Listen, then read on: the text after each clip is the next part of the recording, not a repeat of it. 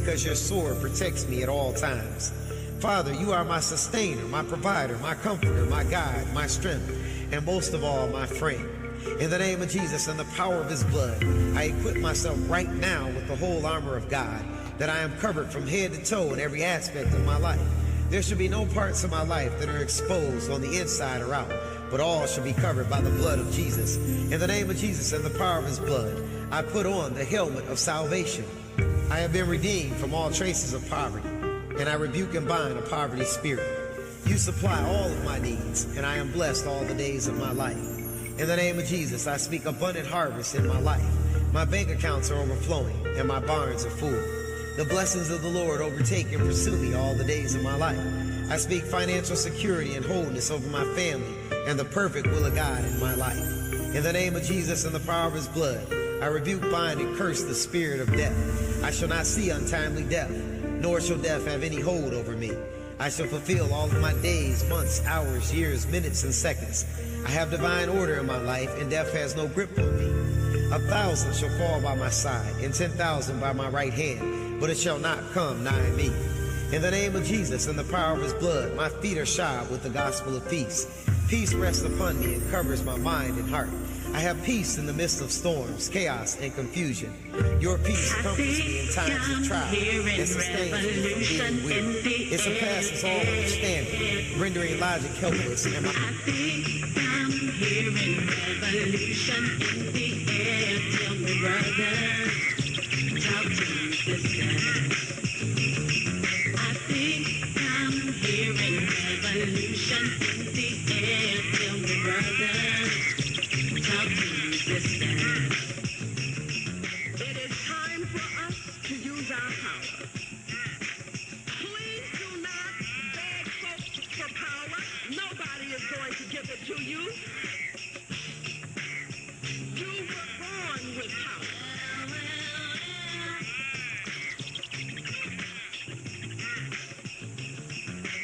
Some very sad news for all of you. The people who love peace all over the world. Martin Luther King was shot and was killed tonight in Memphis.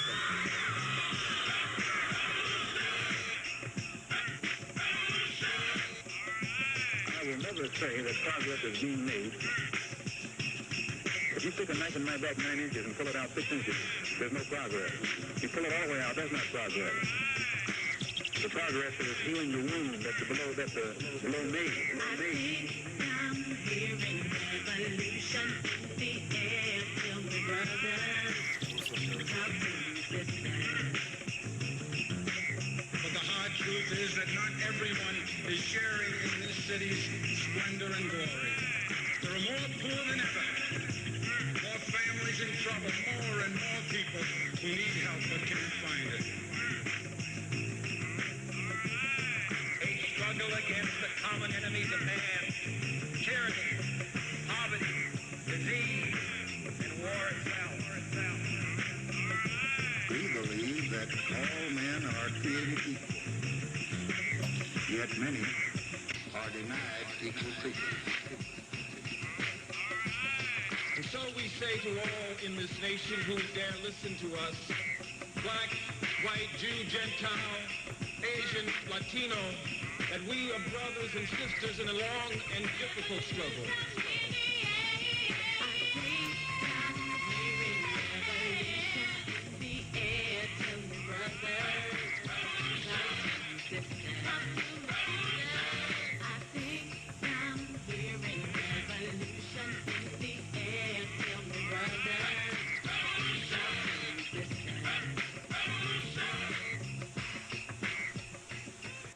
We have a government, sir, that needs to be opened up before It's all about money. Holding you there, sucking the government with funding, the state. Holding you in college for 4 and 5 years, when if the college taught you right, you could be out of there in 2 years. Right. As the shortest distance between 2 points is a straight line. The Honorable Elijah Muhammad said, if you start where you want it to end, start there and see how fast the people's minds will grab it. before you know it, you have attention and you have devotion because you are working with the speed of the new mind that God is creating. And that's why the world, this world, is falling. You got people so wise and so wicked. They know how smart the children are, but they intentionally dumb them down. Because if you're too smart, you'll peep the game that's being played. We can't have you too smart, Negro. You'll see the game that we're playing on you, and you'll revolt against us. And we can't have that. So let's put more fluoride in the water.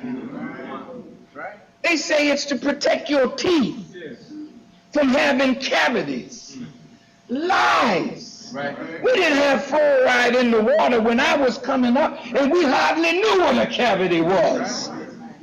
But all your mouths are filled with cavities, and you got fluoridation in all the water. But it's a kind of a chemical that dulls, makes you susceptible. You don't realize that the government is plotting not your rise and the rise of the American people, but to dumb them to a degree where the few people that control the media and the money can herd you like sheep into directions that are destructive to you, but advantageous to them. Who are the 85%? Who are the 10%? And who are the 5%? The 85% are the poor, poison animal eaters. You eat the wrong kind of food that dumbs you mentally. You believe in a mystery God. Listen to me. You don't see the law of cause and effect. You know, if the effect is real, the cause is just as real as the effect. But you see the rain and you attribute it to a spook God, when in reality the God is as real as you are.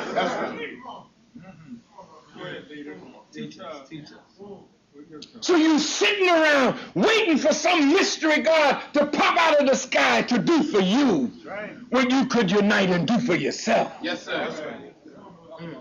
You don't want knowledge. You have faith.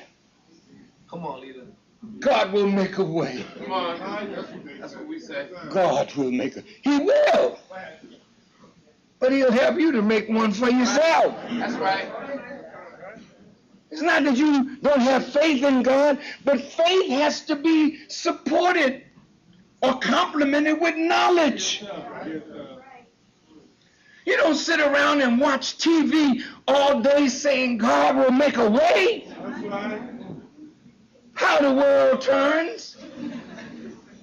General Hospital, which I'm always in, but can't pay the bill.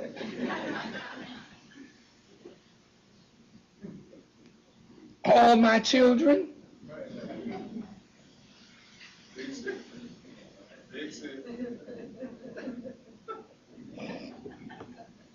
I'm not trying to be funny, but you're being purposely dumbed. Yes, sir. Why is the media controlled by just a few people, all the mass media? What is that for?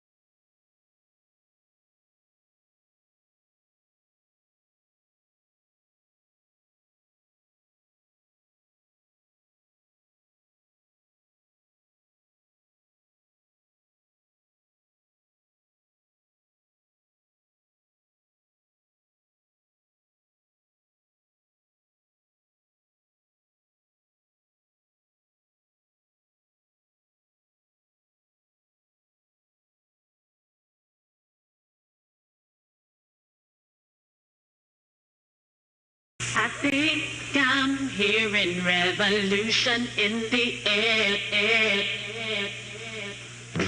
I think I'm hearing revolution in the air. Tell me, brother, talk to me, sister. I think I'm hearing revolution in the air. Tell me, brother, talk to me, sister. It is time for us to use our power. Please do not beg folks for power. Nobody is going to give it to you. You were born with power.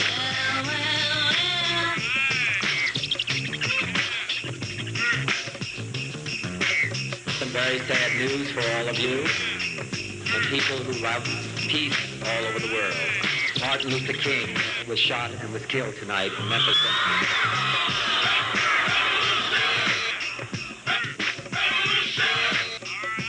I will never say that progress is being made. If you stick a knife in my back 9 inches and pull it out 6 inches, there's no progress. You pull it all the way out, that's not progress. The progress is healing the wound that the blow made. I think I'm hearing revolution in the air. Tell me, brother, talk to me, sister. But the hard truth is that not everyone is sharing in this city's splendor and glory. There are more poor than ever, more families in trouble, more and more people who need help but can't find it. A struggle against the common enemies of man, tyranny, poverty, disease, and war itself. We believe that all men are created equal, yet many are denied equal treatment. And so we say to all in this nation who dare listen to us, black, white, Jew, Gentile, Asian, Latino, that we are brothers and sisters in a long and difficult struggle.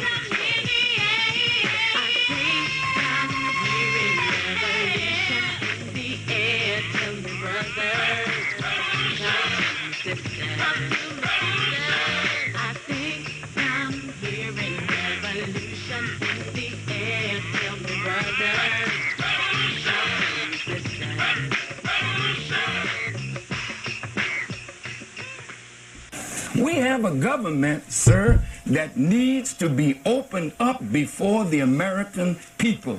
And I don't think nobody can disagree with that. I just don't believe that nobody can disagree. White folk rule us with fear. It is not white people, it's your fear of them that you gotta be freed from. Is that right? Is that right? Is that right? Good morning, good morning, good morning, good morning, and good morning. Welcome to the Prince Carter Show on Town Hall Community Radio, the Information Superhighway.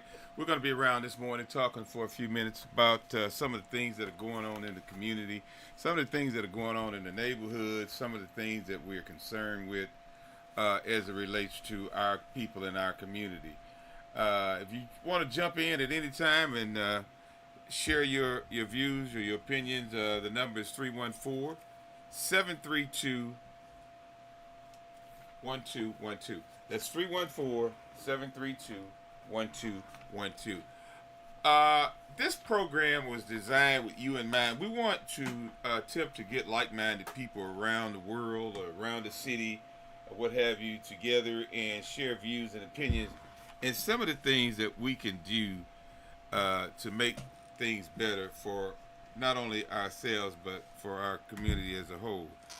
I like to always keep open lines, of course. We don't never have a subject or a topic you can talk about, anything that you see fit to talk about or whatever you choose to talk about.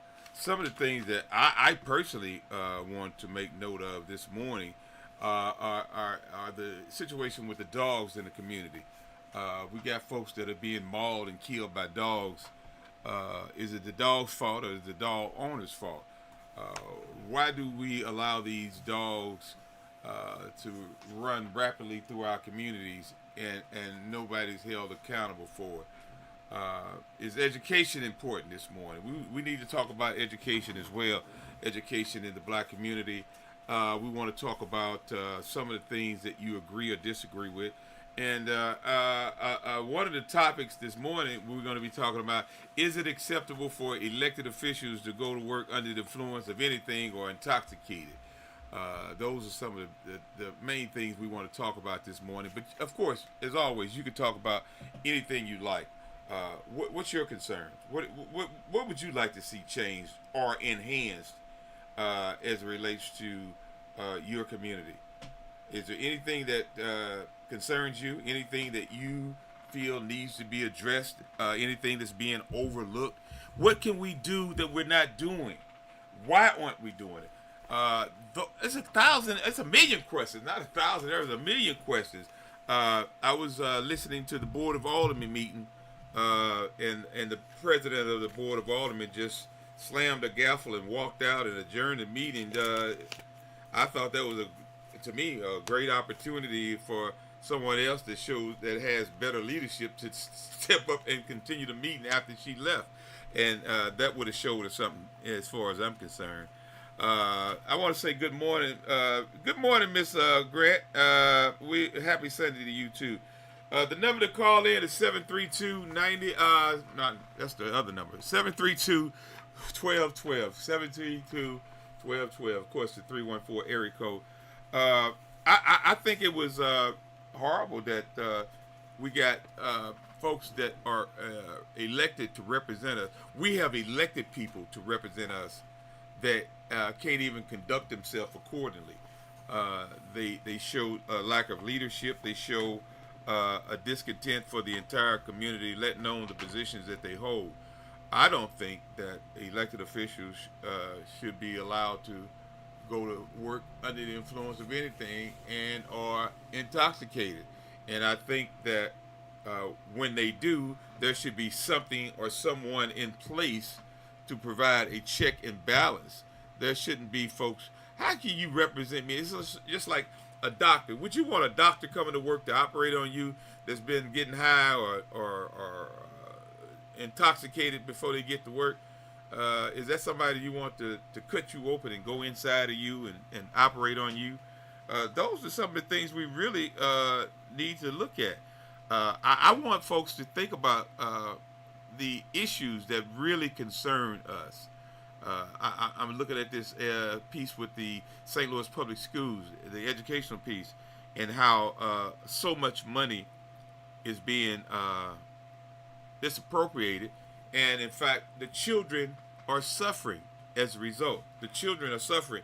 And I think, yes, we do have some children that are doing well. I mean, we got children that are doing really, really good. Don't get it twisted. All our kids ain't behind. But the problem that I have is that too many are failing. Too many are not getting the resources and the proper tools that they need to overcome the obstacles that they've been plagued with. We have to do better. And when I say we have to do better, I'm speaking in terms of all of us, as showing in or displaying some form of concern as it relates to our young people in this educational system. Our schools have been failing for quite some time now. And it's getting worse. It's getting worse. And I don't know if a lot of people have heard, but I'm being told some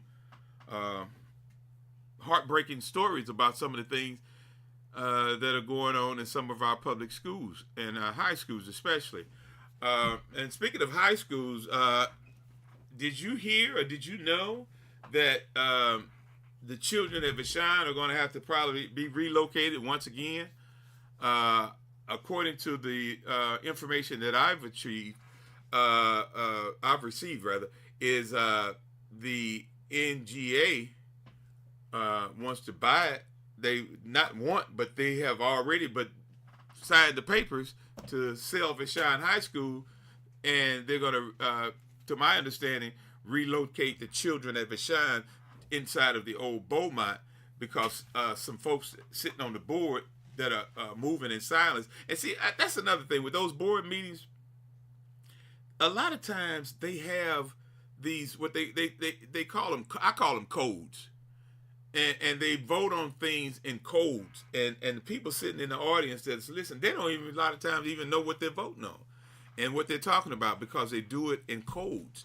And they do that to keep the people in dark, to keep you blind to what they're actually doing. And I think that that's something that needs to be addressed as well. But this whole piece about Vashon, man, I really want to know, is it acceptable or do the people actually feel good with them selling in that school to NGA and moving the kids, dislocating them once again? Are our children that insignificant? Are our concerns about our children so low that we tolerate and accept whatever's dished out to us? That's something that I think I would like to know, and I would like to hear from folks talking about what we're talking about as it relates to education. I hear teachers talk about the inability to get resources, things as simple as paper. I heard one teacher say that they had a limit, 500 copies per month for their classrooms, but we yet still have folks sitting on the board that is spending the children's money, going to the chop house and renting limousines and staying at fancy hotels. Is the board members traveling and dining expenses more important than the resources needed for our children? Is that acceptable? I don't hear anybody saying anything about it. Are people really concerned that funds being misappropriated for education? Is that not important to the black community? Is that not important to black folks? Do you really care about folks misusing money that was designated and issued to help educate the children, but the children aren't getting it because those in the board positions are misappropriating those funds? Is that acceptable? Is that something that we need to be concerned about? I think we do. I really do. I really believe that we can do better than what we're doing. I want to say good morning to Miss Black Diamond listening in on the other end. Good morning to you, sweetie. Also, another thing I want to touch on, but sticking with this education piece, have we allowed education to be at the bottom of the totem pole to our list of concerns? I mean, is it really, who is it important to? Is it important to you? Is it important to your family? Is it important to folks around you? Is education important?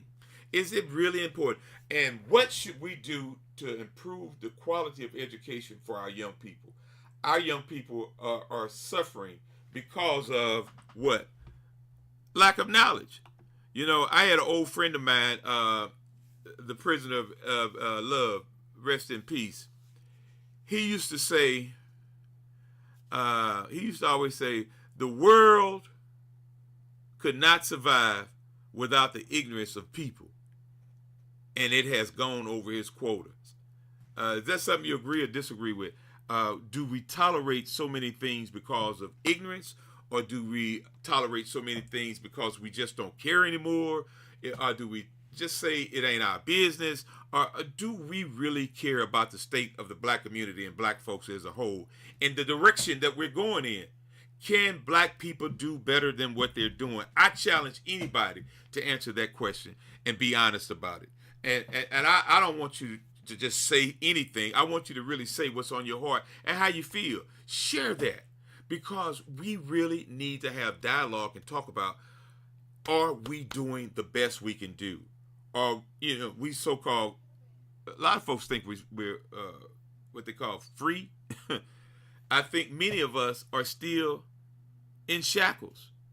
I think many of us are still brainwashed. Many of us are still looking at things from a individual standpoint versus a overall community. Many of us have dysfunctional families. I have a dysfunctional family. I'm concerned about dysfunctional.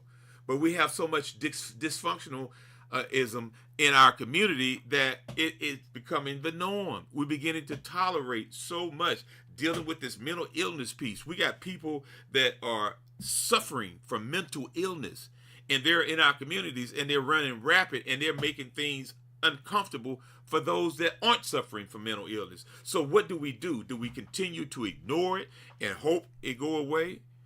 Or do we try to find strategic things that can be implemented and put in place to aid and assist our brothers and sisters that are suffering from mental illness? A lot of the homeless population is a result of mental illness. Imagine that you have folks down here at this homeless encampment on 10th and Cass. My heart goes out to them. I don't know how they got there. I'm not criticizing, condemning them or anything. I'm merely saying that I believe many of them are there as a result of some form of mental illness. And a lot of times people that suffer from mental illness don't know that they are mentally ill. They don't know that they're suffering. So they're not really paying attention to the things that are being offered to them. There's no way under the sun it could be 0 degrees outside and somebody offered me a warm place and I wouldn't, go into the warm place. I wouldn't be wanting to live out and stay out in this cold if somebody's offering me some form of shelter and warmth. That's a form of mental illness. Excuse me. That's a form of mental illness. And when we talk about mental illness, what's the solution? I mean, at one point in time, there used to be facilities that they could take them to and go. I was told, and it's to my understanding, that a lot of the people were just kicked out onto the streets. And when you take people that are suffering from mental illness and you just kick them out on the streets, they're going to try to find a way to survive. There's a residual effect to all of this, folks. There's a residual effect to all of these things that we speak about this morning. And you're a prime example of, yes, you can do it. We go a long way back. You started from the streets selling snow cones, hot dogs. Then look at you now, the best barbecue in town, hard dedication, and you, let me see here, what it says. Where I lost my place. Okay, the best barbecue in town, and I can't click that thing there, and dedication, and you put it in. Yeah, I mean, but I'm not suffering from mental illness either. Well, maybe a little bit here and there. We all have issues. We all have ills. I don't think any of us are perfect. But what I do believe is that we have a responsibility as well as an obligation as being a child of the Most High to have compassion for the least of thee. God says, what you do to the least of thee, you've done unto me. Meaning that if you are putting in positive things to the least of the people, you're putting into God. What you've done to the least of thee, you've done unto me. So when you are reaping and sowing your benefits, it's because you're doing things you're supposed to do. You have to be compassionate and be concerned about the least of thee. And in my opinion, in our community, our society, oftentimes the least of thee are considered to be the unhoused and the people that are suffering from mental illness. I try my best to be sensitive. Oftentimes I don't talk about it and we don't boast about it, but we have sometimes food left over. We take that food and we don't want to throw it away and we don't want to try to warm it up the next day. So I wrap it up and take it and give it to the unhoused because it's seeding and sowing. I believe that God would much rather for me to feed the unhoused than to throw the food in the trash can. Okay? So we do that for that reason. What you've done to the least of thee, you've done unto me. And I believe in that. There was something I was trying to recall. I can't recall where it's at. Maybe one of my Bible scholars or somebody would point me to the verse in the book. It says that people will perish for the lack of knowledge. Meaning, if you're not seeking knowledge, if you're not seeking information, if you're not trying to enhance yourself or better yourself, you will perish. We perish for the lack of knowledge. We perish for ignorance. And it's so much ignorance being tolerated and accepted in our community. Running red lights and stop sign, to me, that's ignorance, because you're putting people's lives at jeopardy here. You're putting people's property at jeopardy. You're risking somebody that may have, to go to work every day, 40 hours a week just to make it. And they got a vehicle that they utilize to get to and from work. And because of your ignorance and you not wanting to adhere to traffic laws, running red lights, running stop signs, and they're hitting your car and getting away. That's become the norm now. That's becoming so acceptable. Why don't we have traffic laws enforced in our communities? I mean, they enforce them in Clayton. If they can enforce them in Clayton, why they can't enforce them in North St. Louis? I want to know. I want to know. Is it that we don't care anymore? Is it that we just feel hopeless? I used to get mad when I used to hear Onion Horton talk about hopelessness. Is the black community as a whole approaching a state of hopelessness? That's a fine line right there, man. That's a fine line. If you think that everything is peachy and everything is great and things are getting better, show me the world you're living in, because I don't see it. I see it getting worse and worse. And then when you talk about declining communities, our community is declining for a reason. It's declining for and it's more reasons than one. They're talking about investing millions and millions of dollars into downtown St. Louis. But you don't do it that way. You don't take that money and invest it in redevelopment and this, that, and the third. You have to start with stabilizing. You got to address the ills. Who wants to go downtown in fear of people breaking into their cars all the time? I mean, think about it. You're going to spend all that money to do some redevelopment, and then you got sick and ill and mentally challenged people that are trying to survive, that are going to bust windows and go in and take out this, that, and another. They don't tell you this, and they don't talk about the St. Louis Cardinals. They had to start a campaign where they were giving out more free tickets than ever to get people to come down there, because people weren't coming in fear of their cars being broken into. A lot of people don't go to different venues because they're in fear of their cars being broken into. Downtown St. Louis has a problem, and it's being overlooked, it's being ignored.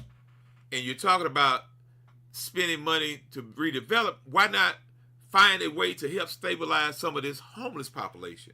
Let's figure out how we can get some mental assistance to some of these people that are suffering from mental illness.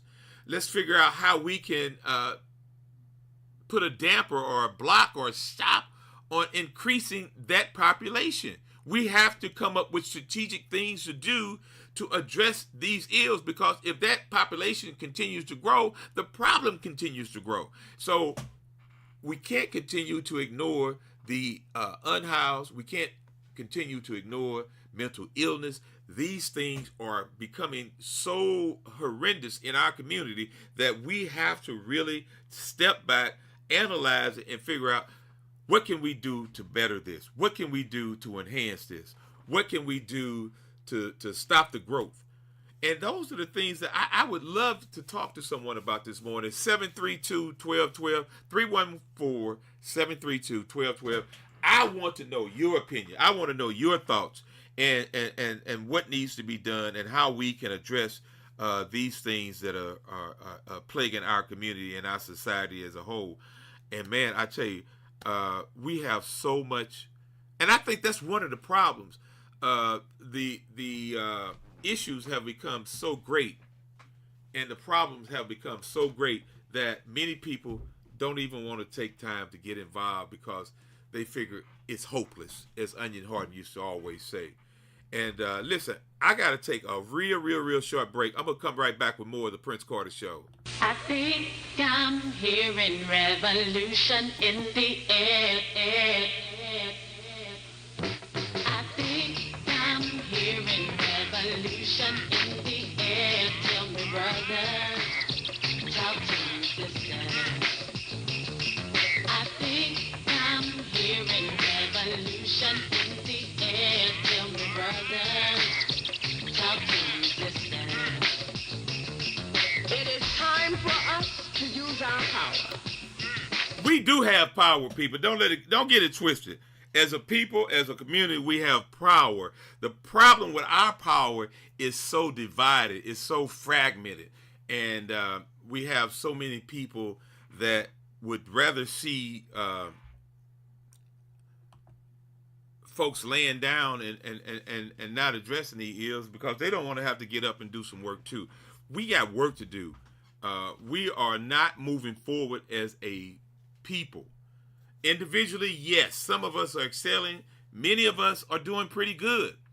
But you got to think about the residual effects of those that aren't doing so great. I don't want to deal with folks breaking in cars and breaking in houses and running red lights and running stop signs. I don't want to have to deal with that. I'm trying to figure out, what can I do? How can I bring about some overdue and needed change to help address these ills?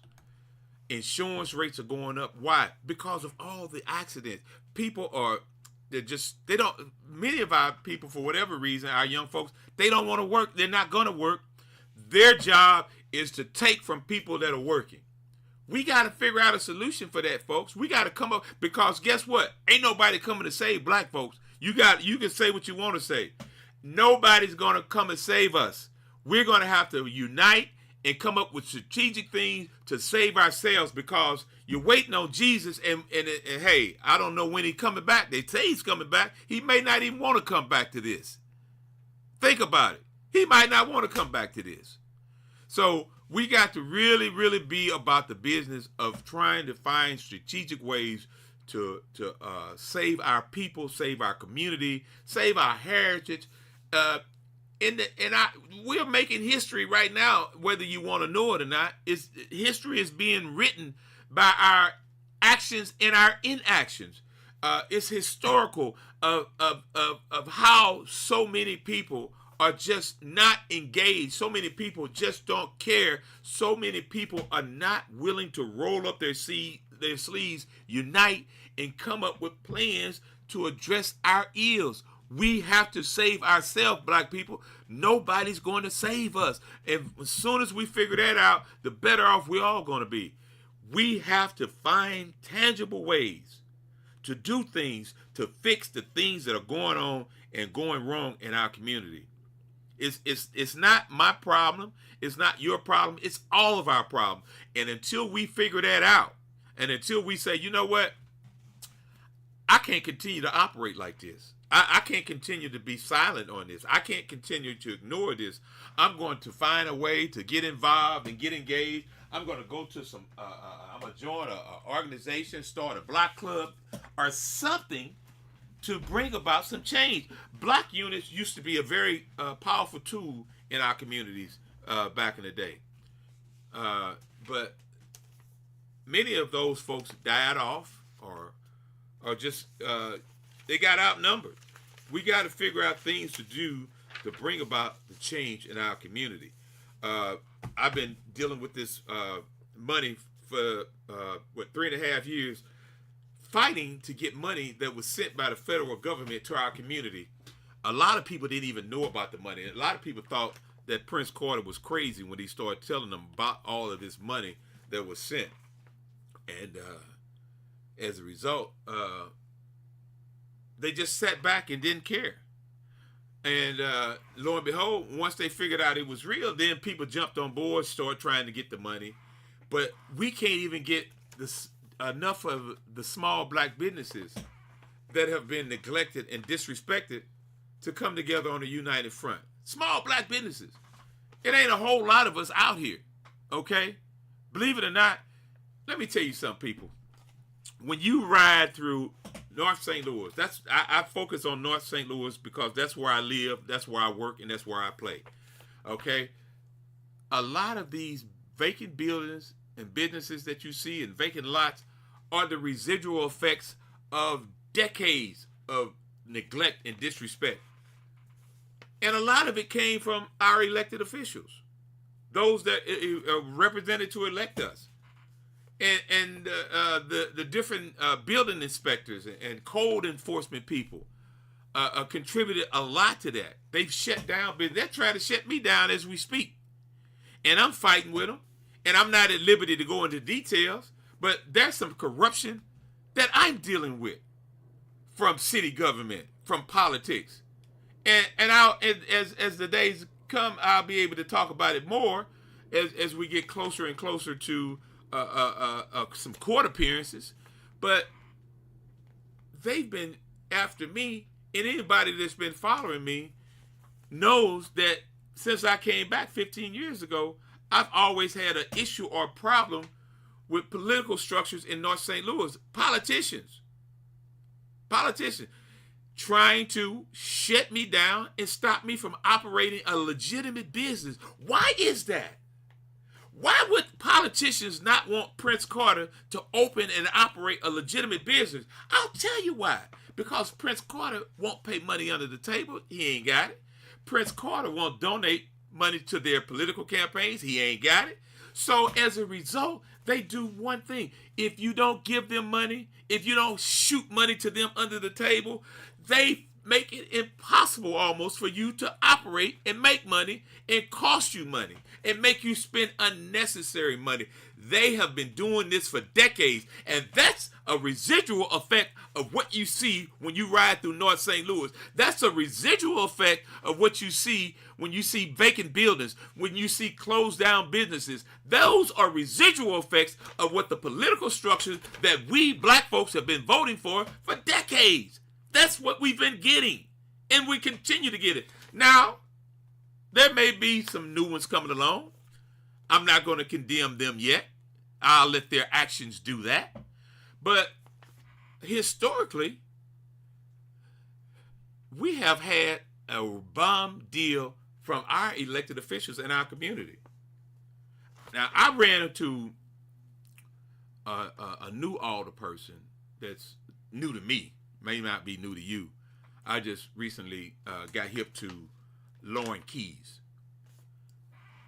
I've been watching this sister for a few months now, and I'm going to tell you, she's impressed me. I don't know much about her, but I do know this. She'll talk to you. I do know this. She'll return your phone calls. I can say that. My alderwoman won't even talk to me. Sharon Tyus won't talk to me. I've done nothing but love and respect this sister from day one. Why won't she talk to Prince Carter? What has Prince Carter done that she won't talk to Prince Carter? I tell you, historically, black elected officials, if you're not shoving the money under the table, if you're not giving them kickbacks or donate, they won't talk to you. They won't return your calls. They won't respond to you. Here I am, not only a resident, but a black-owned business in my own community, and the representation won't talk to me. That's problematic. It should be.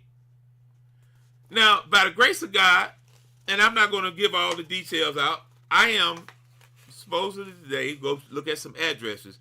There is a couple of white alder people on the south side that have reached out to me, hearing about my situation, and gave me some addresses and some locations to look at, and assured me that if I found one of those addresses to be doable, that they would work hand in fist to help me make it happen. So I don't want to go south.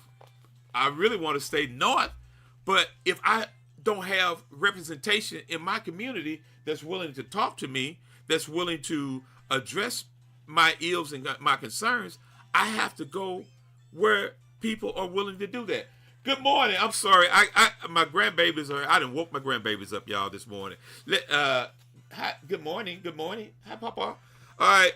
I'm going to take a short break. I got to get them situated. I'll be right back. Give me a few seconds. I got to take care of my babies right quick. I think I'm hearing revolution in the air. I think revolution in the air. Tell me, brother, talk to me, sister. I think I'm hearing revolution in the air. Tell me, brother, talk to me, sister. It is time for us to use our power. Please do not beg folks for power. Nobody is going to give it to you. You were born with power. Y'all don't hear me when I tell you, people. Y'all don't hear me. You were born with power. You were born. We all have power. That's one of the things that I'm sorry. Welcome back to the Prince Carter Show on the Information Superhighway. I had to hop off. I got my grandbabies over.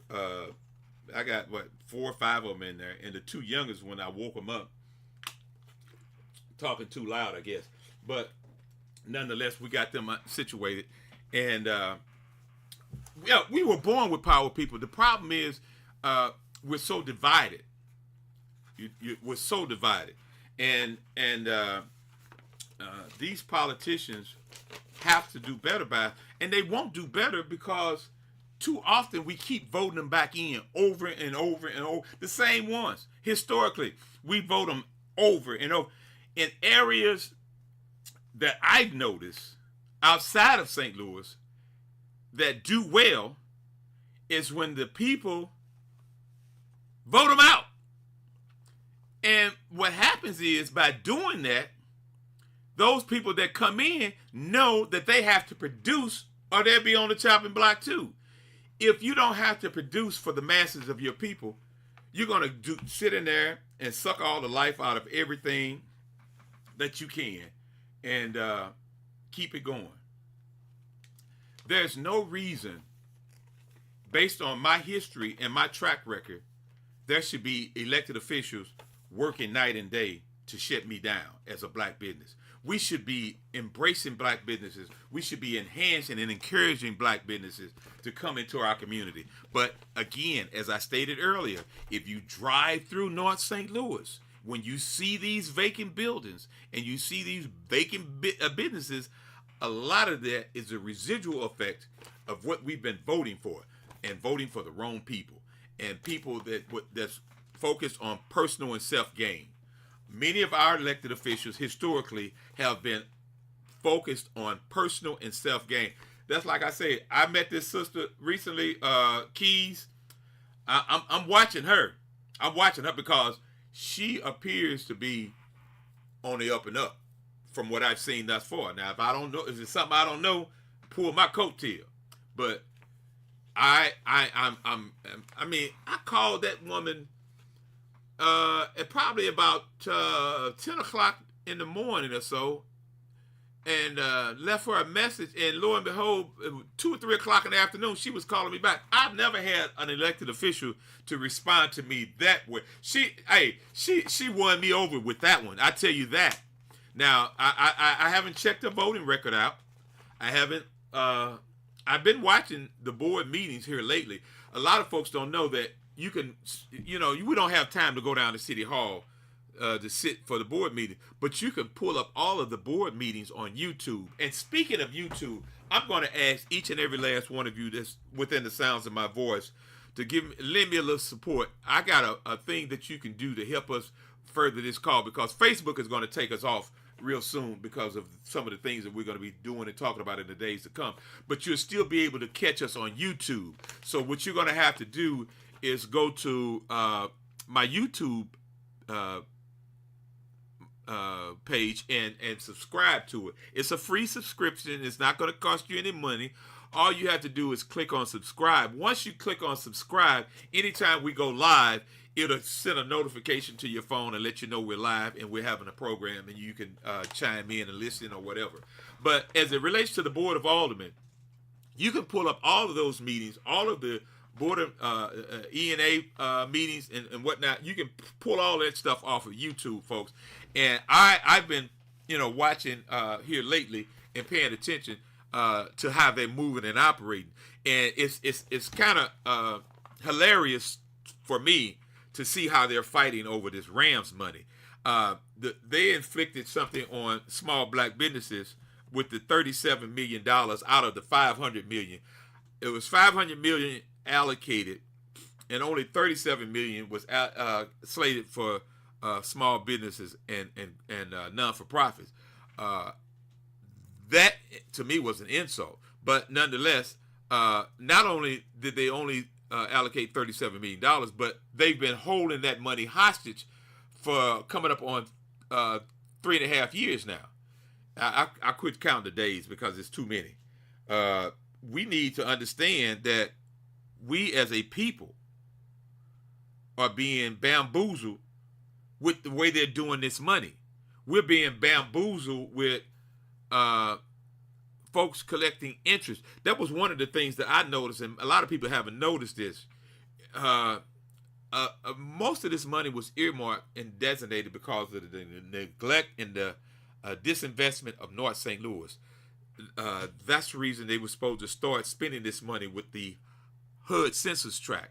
For those of you that don't know what the HUD census tract is, that's a census statistic that shows the areas that are mostly disinvested and poverty-stricken in a given community, a neighborhood, or area. And that is, for the most part, the areas in North St. Louis. If you all can remember back when I told you about this, they said there was 11 corridors. There was, Natural Bridge, Martin Luther King, Union, and it was 11 different corridors that they were supposed to start investing this money in. So they've been sitting on the money, collecting interest so that they can appease white folks. And what I mean by that is that the mere fact that white folks have been requesting interest money from these ARPA funds to do projects in the white wards. Okay? So when you hear about, when you watch these board meetings and these E&A meetings and committee meetings, and they talk about monies from the interest of the ARPA funds, that's the money that they've been sitting on, keeping from poor black folks in North St. Louis for the most part, and small black businesses. There's no reason folks like myself and others who actually suffered as a result of COVID. And see, that's the thing. That's how all this money came to be. It was like $1.9 trillion when they first had COVID and we were coming out of it, and you heard about the PPP scandals and so on and so forth. Well, the federal government said, well, we want people to actually get this money that suffered. So we're going to entrust local government to get this money, to identify those small businesses in this, starting with this HUD census tract that didn't get anything, like King Prince Barbecue and others who didn't get anything, to get these funds to them. They took us through a whole garbage bag full of nonsense to be eligible to qualify for the money. They made and created obstacles and hurdles that were not required. This was supposed to be emergency money. But they figured if they could prolong it as long as they could and draw the interest, that's despicable to me. You're going to tell me that you got people that are telling you, hey, we're suffering, we're trying to stay in business. Some folks that went out of business. They couldn't handle it. It's only by the grace of God that I'm still standing. And by the grace of God that I got a landlord that is sensitive and God-fearing and has some compassion and grace and mercy on me to give me an extension to be where I'm at. Had it not been for that, I would be on the sidewalk looking like the homeless population, I guess, for lack of better words. So I'm thank God for grace, thank God for mercy, thank God that my landlord gave me an extension. We got an extension, and the extension is over in June. It's do or die. And that's one of the reasons I've been fighting so hard to try to get these funds that were sent in my interest, and that St. Louis Development Corporation, who won't even talk to me, is sitting on and holding under the directions and the instructions of the mayor. The mayor appointed those people at St. Louis Development Corporation. The mayor is over. So I have to give credit where credit is due. One of the main reasons, one of the main factors that King Prince Barbecue hasn't gotten any of that money is because of the mayor.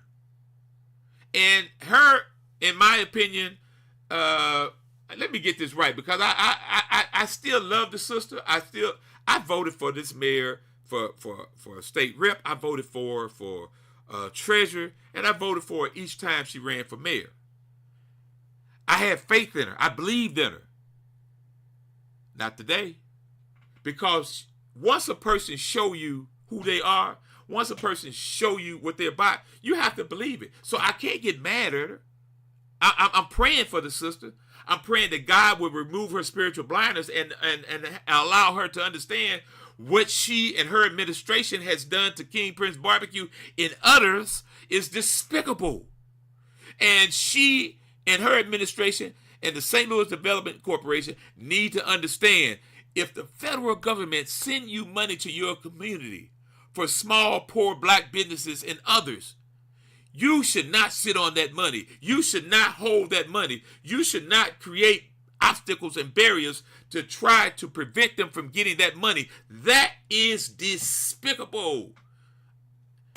And how Daffy Duck say, despicable. Yeah, they're despicable, because if you got people telling you, we need the help, we need that money that the federal government sent for us, you need to say, okay, let me get this money to these people so I can do what I'm supposed to do and do the right thing and get them the help. But the type of representation that we have in our community allows us to have people that are non-caring and despicable. That's the only way I can sum it up. And like I say, I'm not mad at the sister. I'm praying for her, and I pray that God removes her spiritual blinders so she can understand that she misled me and others, because she said when she ran for this office, she wanted to help erase the Delmar divide. And the federal government gave her $500 million. And 3.5 years later, where are we? They gave out a list back in June, July sometime, about the people that was awarded the money. Okay? That list had folks on there that wasn't even in business getting money. That had people on there that were relatives and family members and friends of certain elected officials, which was illegal. And they had money going to people that started businesses a year ago. $800,000 for somebody that just started a year ago. Hell, King Prince Barbecue could have did a whole lot with $800,000. What I've recently found out about that money this week, y'all, I found this out within the last week. The way they did, show you how despicable they are. When Louis Reed was president of the Board of Aldermen, that's when the money came in.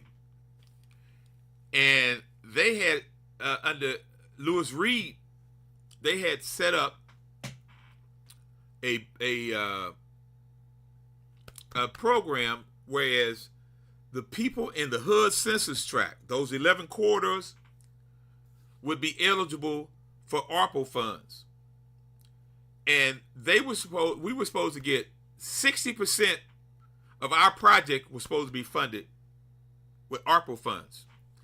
They had another entity, another part of it, which was the SBA small business loans. They were supposed to coordinate those together and make it where you could get 60% of the ARPA funds, and then banks that normally didn't invest in our communities, banks that normally wouldn't give money to small black folks in our communities, would be forced to give out ARPA funds to these small black businesses with very low interest rates and affordable interest rates, because those banks also got ARPA money, and they were supposed to use some of that bank ARPA money to bail out and help small black businesses in the hood census tract. When the brother went to jail, that changed, because guess what? Now, folks trying to figure out politics in St. Louis, corrupt politics in St. Louis. Let me say that again and slow down so you can understand what I'm saying. Corrupt historical politicianal practices in the city of St. Louis did the okie doke. They went back and changed things. They took out the hood census tract, which they weren't supposed to, and they figured out how to, so they thought, swindle in family members and close friends to get big chunks of that money. That was wrong. Now this go round, they just said that the money was all allocated. I wasn't on the list the first time because someone down at St. Louis Development Corporation took out my budget. Now, if you think that I'm that stupid to submit a plan without a budget, and they told me up front we had to have a budget, that was one of the main criteria. How did my budget be overlooked? Why was my budget taken out of the folder? And I challenged it. And because, thank God, the package that I submitted, I kept a copy of everything. So you're going to tell me I don't have a budget and it's right here? So we go down there to challenge it, and they open up my folder. Guess what the first thing falls out? My budget. So they had to put me back in for what they call reconsideration. I'm telling you, people, I meet all of the criteria of who the money was sent for and why it was sent. Disinvestment, redlining, deprivation-stricken community and neighborhood. I meet all of those criteria. I suffered as a result of COVID. I lost money as a result of COVID. When COVID was in its prime stage, the meat companies were really, really robbing small black folks like myself and others. They were sending out meat that we had to, oh my God, we were lucky if we broke even on it. And sometimes we even lost money. So I suffered tremendously as a result of COVID.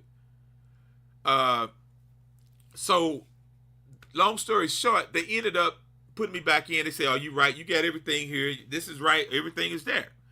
So this time around, when the mayor said they've appropriated all the funds, but they didn't put a list out.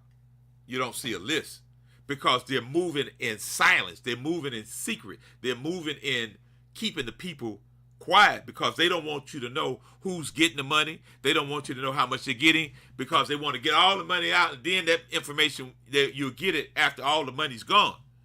And so those people have the money. And I'm told, and I was told that I was supposed to get money starting December 30th. I haven't gotten a dime. And mayor won't talk to me. St. Louis Development Corporation won't talk to me, and they are doing this wrong. They're quiet about it. I haven't given up. I refuse to give it up because it's not an option for me. I'm gonna continue to fight to the end. I'm going to try to find other businesses, more businesses. We got some, but we need more that were left out and just kicked out of the process and denied funds. We're going to have a press conference on Wednesday. When is it? Wednesday at 10 a.m. at 4108 West Florissant. Okay? Press conference this Wednesday. I'm sorry. Press conference is Tuesday. The meeting is Wednesday. I got it backwards, y'all. Forgive me on that one. Press conference is Tuesday at 10 a.m. The North St. Louis Business Coalition. And we don't want to overlook anybody. If there's anyone out there that was rejected, kicked out of the process, anybody that was overlooked, anybody that didn't even know about it, wasn't even aware of it, we encourage them to come out Tuesday morning at 10 o'clock, 4108 West Florissant. We're going to have a press conference. And then on Wednesday at 6 p.m., there's going to be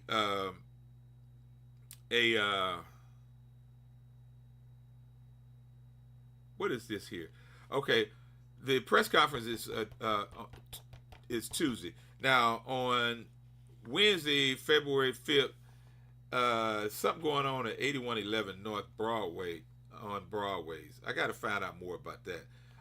But Tuesday at 10 o'clock, folks. If you are a small business and you were left out and you were overlooked, you can come out Tuesday at 10 o'clock and get your information in the pot and find ways to get some of that money that you were not given and denied access to.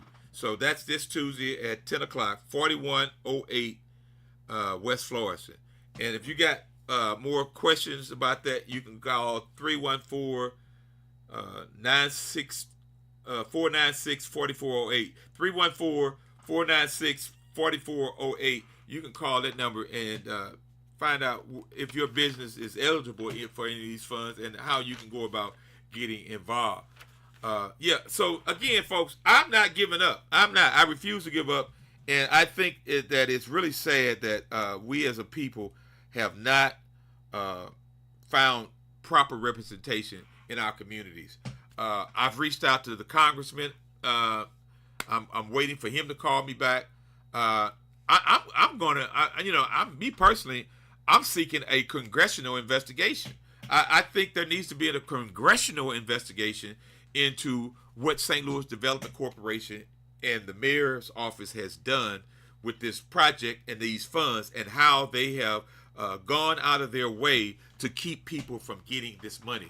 They're doing scandalous things. They're doing despicable things to keep small black folks from getting this money. How are you going to tell me you want to help erase the Delmore divide, and then you want to make it all but impossible for small black businesses to get money sent by the federal government? It's not even the city's money.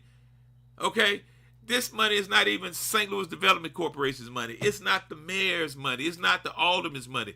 This is the federal government money sent in the interest of small black folks in North St. Louis.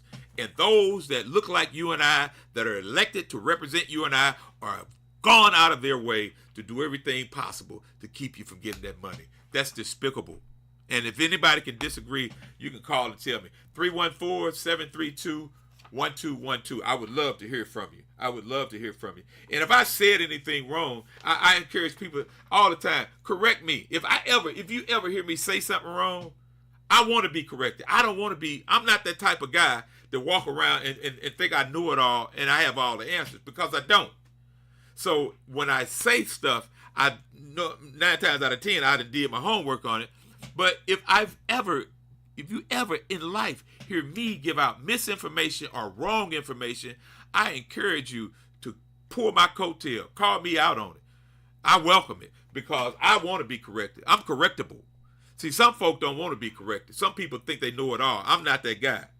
And I want people to wake up and understand the importance of unifying, organizing, and unifying, organizing, and unifying. That's what we're going to do to save ourselves and our people in our community, because it's taken a long time for Jesus to get back, y'all. Okay? So I believe he wants you and I to do his work. I believe that the God I serve saying that you are him and he is you. And you have to unite and organize and unite and do things that are in the interest of uplifting and furthering your people in your community. We must save ourselves. I don't know no other way to say it. We got to save ourselves, So listen, that's my beef for the day. I'm gonna hop out of here in a minute, but before I go, I'm gonna say this to you. Do not continue to fall for the okie doke. Do not continue to be misled. Do not continue to accept the unacceptable. Okay? We got work to do. Our children are failing. folks are running red lights and stop signs, tearing up people's cars and tearing up people's property. I mean, we got homeless people, unhoused people, breaking in cars, trying to survive. You know, I was talking the other day about this situation. The people down there was pleading for wood to burn. Elliot Davis went down there and brought some propane highs, you know what, but it took some wood down there. But I didn't think that they should have had to do that. I think, you know, me personally, the type of person I am, if I had access to the forestry department, I would say, hey, it's a whole big old lot. Drop a load of wood off over there so them people can stay warm, because we got to, until we can figure out how to get them some mental assistance to get them out of the cold, we don't want them to freeze to death. Drop them some wood down there so they can burn it. You know, that's just how I feel. People come up, oh, it's gonna cause a fire. It's gonna burn. They're in open field, open area. I mean, come on, we got to stop fearing lawsuits with everything. Everything is about a lawsuit now. So many people are money hungry and want to sue for any and everything. I think it would have been nothing wrong with the city allowing the forestry department to drop off a load of wood down there. They tear down trees, cut down trees all the time. Trees fall down. They had to get them out the road. They got to get rid of that wood anyway. They say they got wood out in Forest Park. You can just go out there and get it. But the homeless people don't have a way to get out there. You know, they don't have no transportation, and it'd be kind of hard for them to bring that wood back on the bus, I would think. So maybe some folks that have the time and the willingness, maybe I might even go to Forest Park and get a load and drop off down there if I can find somebody to help me load it. That would be the issue there. But yeah, there are things that we can do, and there are things that we really need to pay attention to and understand that we got work to do, and as a people, we can do better than what we're doing. Don't let nobody tell you nothing different. We can do better, people. We can do better. We need to do better. But we're gonna have to get involved, man. We're gonna have to get involved, and we're gonna have to stop accepting the unacceptable. You know, this thing with education, we should be all over it. We should be all involved with education. We shouldn't let our children continue to suffer educationally, okay? Because when you don't properly educate them, where are they going to end up at? Huh? Where are they going to end up at? We have to find ways to improve the quality of education for our young people. You know, the school board's coming up. Do you know who's running? Do you know who's running for the school board? Because I'm going to tell you right now, those folks that are sitting down there riding around in limousines, eating at the 801 Chop House, and flying first class off of the money that the children need for education. But black folks are accepting that. Black folks are silent about that. We're silent. We don't care. Well, I take that back. I'm going to say it like this. Too many of us don't care. Too many of us don't care. And we can do better. But we're going to have to roll up our sleeves and get busy, people. We're going to have to roll up our sleeves and do something. If it doesn't affect you directly, trust and believe me, it's going to affect you indirectly. If it doesn't affect you directly, it's going to affect you indirectly. My insurance is gone up again. I don't have any tickets. I don't have any accidents. But it's going up because of all of the accidents that are going as a residual effects of folks running red lights and stop signs and traffic laws not being enforced. That's why it's going up. Okay? So, who do we blame for that? We have to take some responsibility. We have to say, you know what? I've been silent about this. I'm part of the blame too, because I'm silent. I'm not saying anything. I'm not demanding better. We have to take responsibility, man, for the condition of our community and our people as a whole. The lady, rest in peace, lost her life as a result of the dog. The dog ate her up, killed the lady. Nobody's saying anything about the irresponsible dog owners, that get these puppies. Oh, they're cute when they're puppies. Oh, look at the little puppy. And then these dogs grow up. Everybody wants a pit bull, and they've been teaching them to attack and to be aggressive. That's a learned behavior. That's not nothing that the dogs automatically come. It's something to talk. And then they instill these things in the dog, and then they lose interest, and they're not feeding the dog, so the dog got to break loose the chain because the dog hungry. He got to go find something to eat because they ain't feeding him. Now the dog's running the neighborhood. Guess what? Now he's impregnate some more dogs that's going to produce some more dogs. That's going to produce some more dogs that's running around all in the neighborhood. And them dogs, they've been taught to be attack dogs by irresponsible dog owners. And then they're not feeding them and they get away. They're going to bite you if they see you. Nobody's concerned about the things that affect us all. I seen a little child last week, a couple of weeks ago rather, that got off the school bus. My neighbor's got a little pit bull. It's a puppy. She don't know the dog. It's big to her. She's a little kid. And he trying to go play with him, running after the little girl run, falls, skins herself up. Who's responsible for that? Whose fault is that? Is it the little girl for getting off the bus and trying to walk home? Should we as a people, as a community, be more concerned, have some compassion about other folks in the neighborhood, whether they're yours or not? I don't care who child it is. It concerns me. It concerns me. And I reported it. Yes, I did.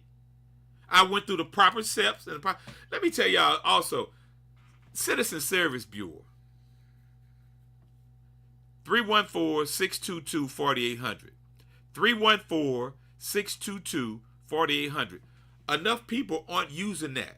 Enough people aren't logging complaints and filing concerns about ills in your neighborhood and community. You know? The trash pickup. We don't get free trash pickup in the city of St. Louis, people. We have to pay for that trash pickup, okay? We have to pay for our trash to be picked up. Okay, fine. I don't have a choice. I got to pay for it. But explain this to me, somebody, please. How then is it when they don't pick up the trash, they still charge you for it? Anywhere in America, if you pay for a service and that service is not rendered, we get our money back or get a prorate or something. The city of St. Louis, because enough people aren't saying anything, if you start raising hell about getting your money back, you're robbing me. If you take my money for something and you don't do it, that's a robbery. The city of St. Louis robs its constituents when they don't pick up the trash and force them to pay it anyway. That's a robbery. But nobody says anything. Nobody demands, I want my money back for the 3 weeks that you didn't pick the trash up or the 2 weeks you didn't pick. I want my money back. You can't take my money for a service that you're not rendering. Don't make sense, do it? People, oh, you talking crazy. You talking foolish. That Negro crazy. He talking about he want the city to give him his money back for the trash they didn't pick up. Because he paid them to pick the trash up and they didn't pick it up. So he want his money back. That don't make sense. Think about it. I can't take your money for a barbecue sandwich. If I don't give you that sandwich, you want your money back. If the city don't pick your trash up, they go weeks and weeks without, they supposed to prorate or give you your money back. I'm looking at it now. I paid at my mom's house. What are they charging? Let me look at this right quick. It's $84 for trash pickup. So if you miss 2 or 3 weeks, I still got to pay you $84? That's not right, people. I don't care what nobody say. And if I'm wrong, I encourage anybody to call and tell me I'm wrong. We have to do better. We have to demand better. And we have to be better. And we can do it, people. We can do it. But we're not going to do it by being divided. We're not going to do it by every man for himself. That's how they want you. They want you divided. They want you to stay every man for himself. Because black people, when you unite and put your hands together, you are a force to be reckoned with. Trust and believe me, I know what I'm talking about. When black folks unite and come together and fight, they're a force to be reckoned with. They're a force to be reckoned with. The unfortunate reality historically in the city of St. Louis, many people are assigned to distract movements. When there's a movement, they distract them and bust it up. That's what the slave master do. You go in there and find out what they're talking about and let me know, and we'll come up with a plan and show you how to stop it. We got to say, you know, history has taught us some things, and we have to learn from our history.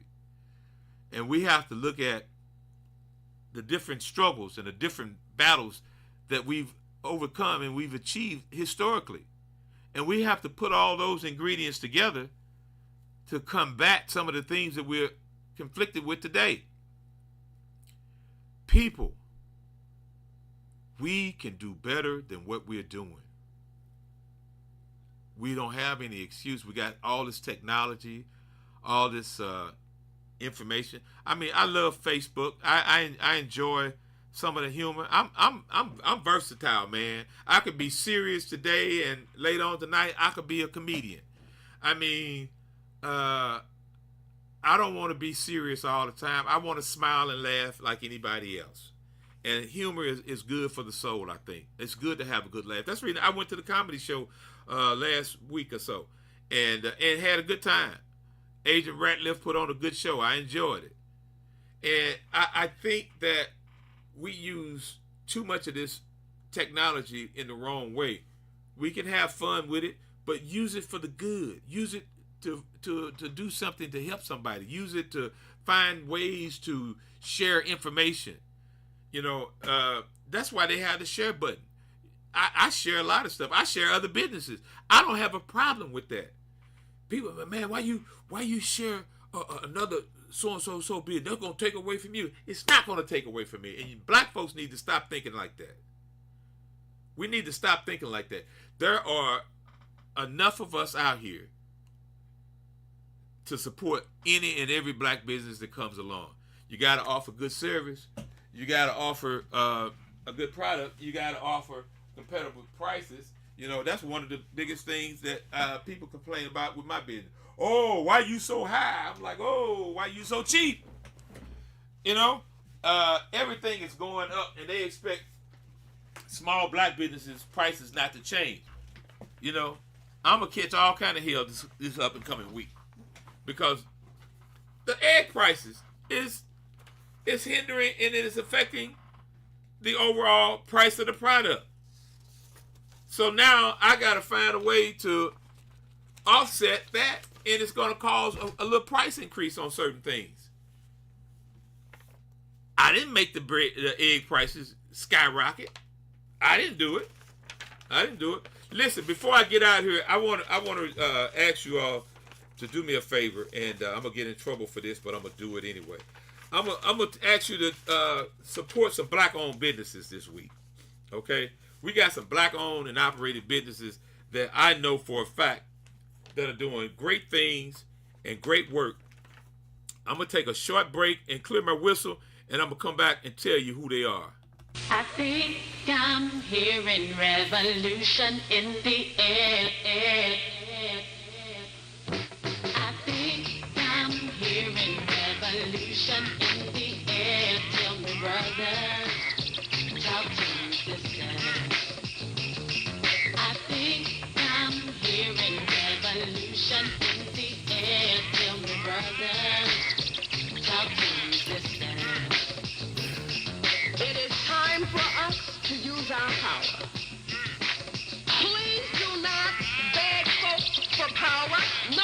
is going to give it to you. You were born with power. I said you were born with power. Did you hear that? You were born. Don't let nobody tell you ain't got no power, baby. You got power, and you got a lot of power in that thing in your pocket called a dollar bill. And I'm gonna tell you how you can flex it.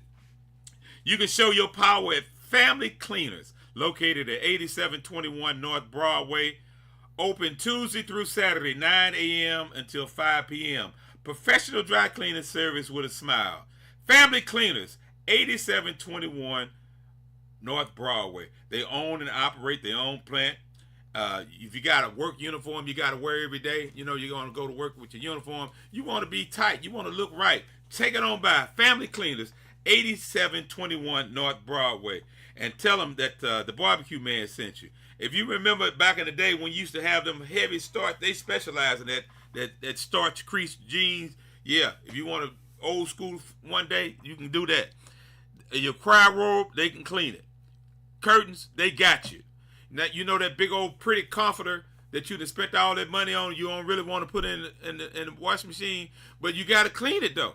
So take it by Family Cleaners, 8721 North Broadway. Also, if you're having car trouble, let me tell you about one of the best kept secrets in St. Louis. Y'all not going to believe this when I tell it to you, but I'm telling you what I know. I'm not telling you what somebody told me. This is a fact, people. One of the best kept secrets in the city of St. Louis. So if you're having car trouble, Big Three's Auto Center, 1926 Union. Now, no job is too big or too small. They can do it all. Brakes, shocks, struts, tie rods, front end, tune-ups, thermostats. If you need an engine put in, they can put one in for you. You need a transmission? No problem. These guys are straight up professionals, and they will take care and repair your car. It's Big Three's Auto Center, 1926 Union. Phone number is 314-495-4874. That's 314-495-4874.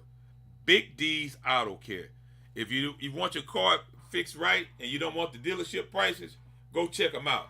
Tell them the barbecue man told you they're going to take care of you. I promise you that. I give you my word. They're going to get it right. Stop trying to let them people up at hanging out at AutoZone work on your car. You're trying to save a few dollars and end up being worse off than what you was. Okay? If you need some medication, anybody out there take medicine and you have trouble picking it up sometime, or you want somebody to go take you to get it and you're having trouble with that, well, I got the answer for you. It's called Greater Health Pharmacy and Wellness, located at 5503 Delmar. Black owned and operated. They're open Monday through Friday, 9 a.m. to 6 p.m., Saturdays, 9 a.m. to 1 p.m. They deliver to your doorstep. You hear me? They will bring your medicine to you. I've been using them for a while now, for a little over a year now. And they bring the medicine. Sometimes if I'm not at home, they'll bring it to my workplace because I need my medicine. You got to have that medicine when you got to have it. Their phone number is 314-200-5313. 314-200-5314. They will bring your medicine to you. And if you don't know how to change it, they'll work that out for you too. I got some medicine a couple of weeks ago, and they brought me a fresh bag of fruits and vegetables, man. They had a carry bag they dropped off. I wasn't expecting that.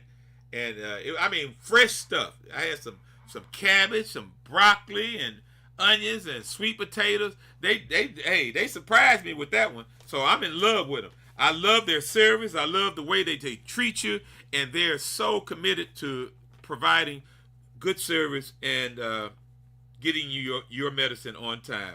Greater Health Pharmacy and Wellness, 5503 Delmar. All right, you know the Super Bowl Sunday is coming up, right? Okay, so you got to take care of that Super Bowl party. I'm going to tell you who can help you out with that. E&J's Packaged Liquor, 939 North Kings Highway. Open Sundays, 9 a.m. to 10 p.m.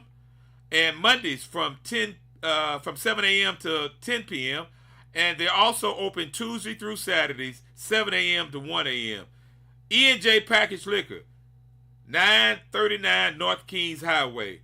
They got the Super Bowl specials just go by and tell them that the barbecue man told you you wanted the Super Bowl special, and they're going to take care of you. E&J's Packaged Liquor, 939 North Kings Highway. Hey, check this out. Here's something for you. Speaking of Super Bowl, if you're having a Super Bowl party, King Prince Barbecue, still located at 2700 Union, open Tuesday and Wednesday, 11 a.m. to 5 p.m., Thursday, Friday, and Saturday, 11 a.m. to 6 p.m.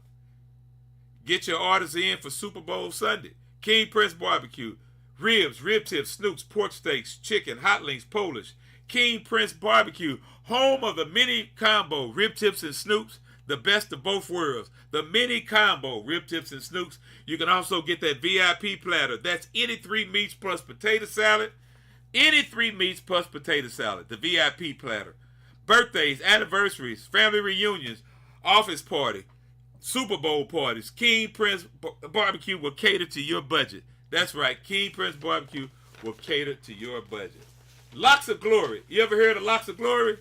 Locks of Glory, yeah, that's that hair place, man. They do your hair, and your hair can show that you really care. Locks of Glory, and I'm looking for the paper here. I just had it in my hand. I know where they're located at.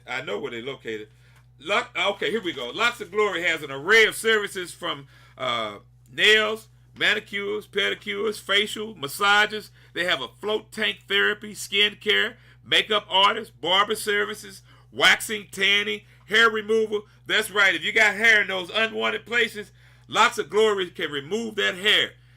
Locks of Glory also does extensions. You have lashes and eyebrows that you want to get tightened up. They got a eyelash and eyebrow bar at Locks of Glory. They're located at 5886 Delmar. You can call or text you an appointment today at 314-325-4725. They're open today, Sunday. Yes, they are. Locks of Glory, 5886 Delmar. They'll get you right, man. Check them out. All right? So those are some of the folks that are going to be sponsoring us as we move forward. And we're going to have some sponsorship. That's why I'm telling folks to go to the YouTube. If you go to YouTube and subscribe, it's a free subscription. It doesn't cost you any money. You click on the subscribe button. King Prince Speaks is the YouTube page.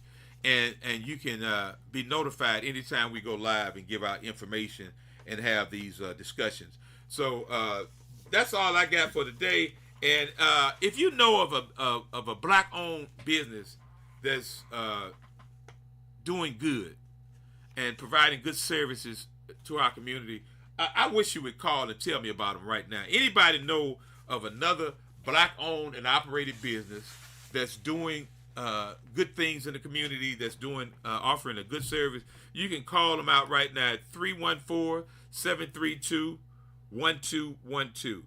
That's 314-732-1212. I would love to know about some other businesses. I'm having a brain freeze right now. I gotta Google this right quick and find out where they are. Let me see if I can pull them up right quick. B&H Bistro. Let me see if it pulls them up. No, that's not it there. So I'll get that one the next one. This is a new food eatery that's out on Frost and Hanley out there. I can't think of the address and anything, but I'll look that one up for later on. But I'm going out there today to get some. They got some good food out there. Sister Francesca, she has a new restaurant, and they got good food. I'm gonna be telling you about that on our next go round.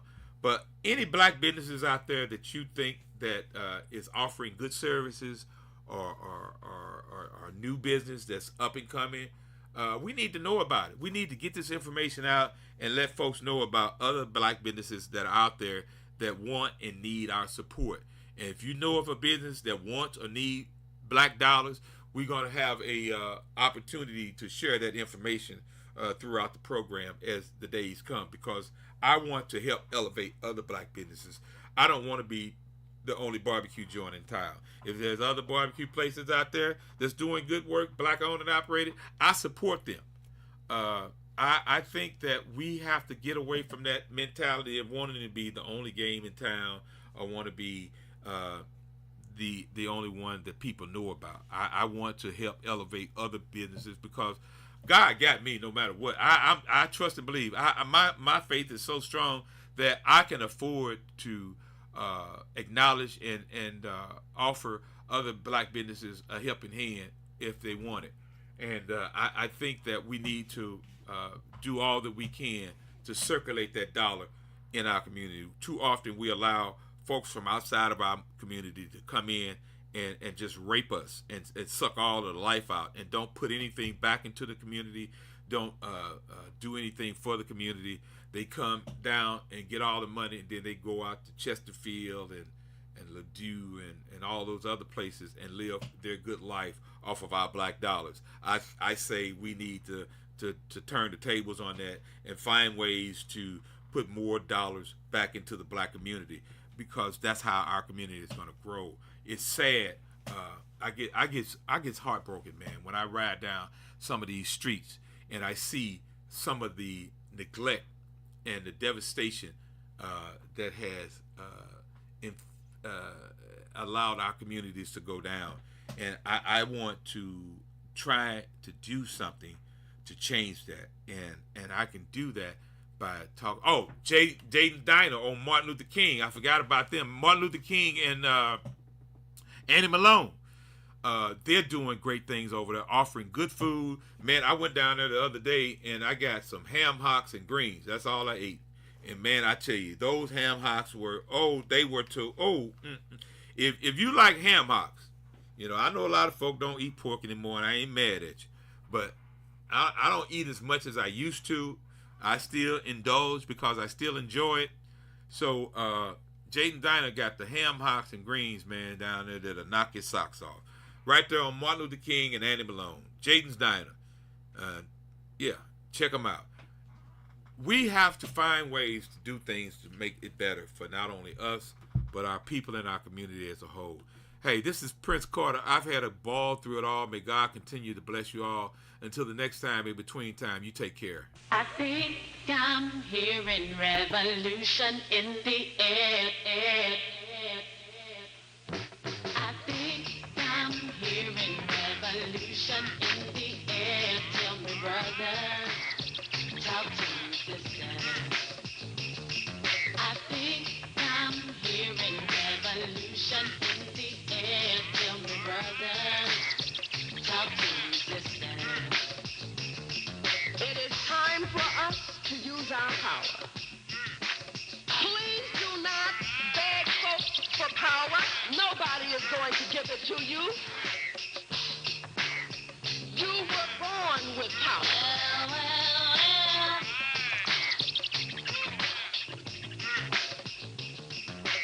Some very sad news for all of you, the people who love peace all over the world. Martin Luther King was shot and was killed tonight in Memphis.